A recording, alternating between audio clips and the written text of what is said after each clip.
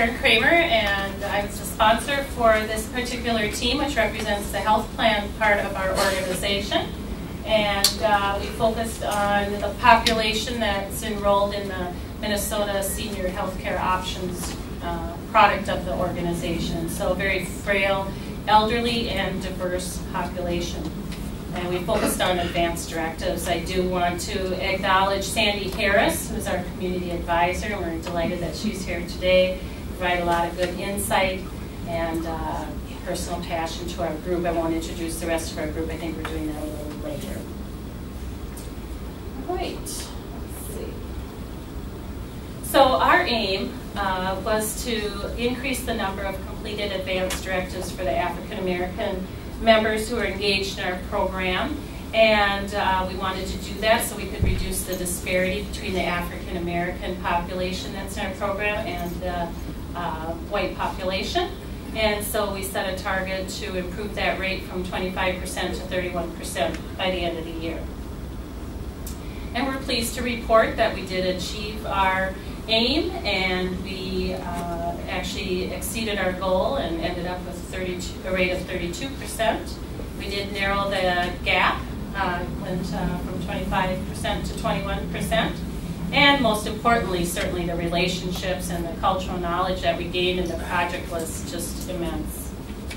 So applying the lesson learned from Dr. Nelson on data display.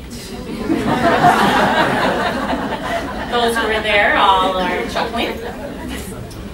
So this is what Dan taught us to do, right? Is to have upper control limits, lower control limits, and hopefully demonstrate a success. So we're quite pleased to see that the work we did actually can be well illustrated in this data display, and that we did exceed our goal. As part of the project, we actually did the bulk of our work over a 7-month period. We had 8 two-hour team meetings. That's where we did our work together, and then certainly there was work in between those meetings. We had a small group of sub-measures to make sure we knew we were making progress, and we could feel the reward of knowing that we were making progress in advance of the overarching change in rate that you see in the larger graph. We do feel that the change that was made is sustainable. The care coordinators, the staff that made the change, actually made an adaptive change, which is a change in thinking, and it can actually be a more difficult change than a process change.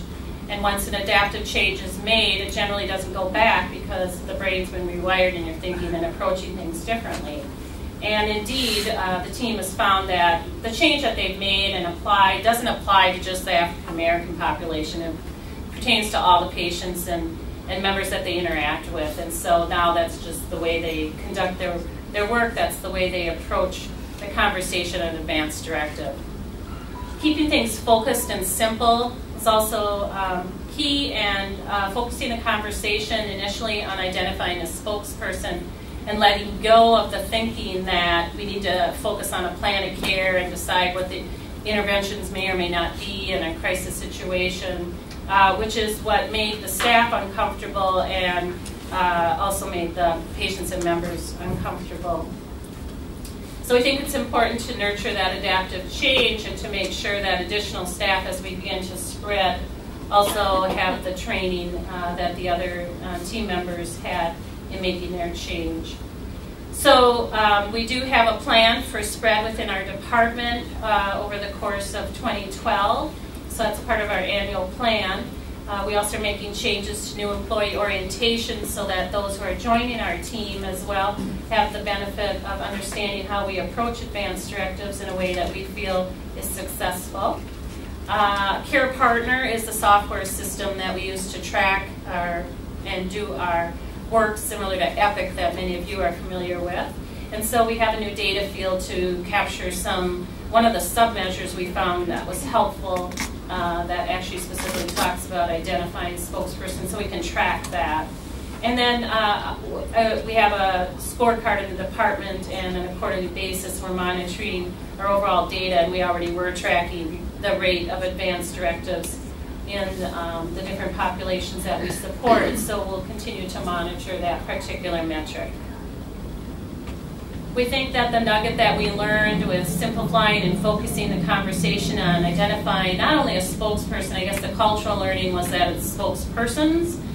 We shouldn't assume and we shouldn't be driving towards one person. If that's our thinking, then we aren't going to get anywhere. And so that was something that Sandy and the other diverse team members that were participating in the group taught us.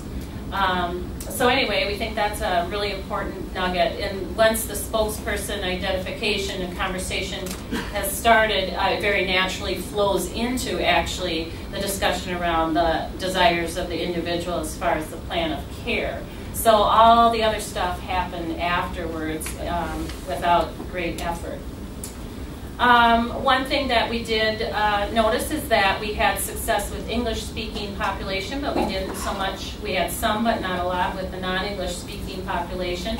So we did do some preliminary studying of that particular part of the process, and obviously an interpreter is involved in that process, so there is a different situation occurring, and we know that there's potentially opportunity there to bring interpreters up to speed on what we're trying to accomplish and how we're trying to approach the conversation. So some it worked well and some it didn't, and so that's an opportunity as well. That was it.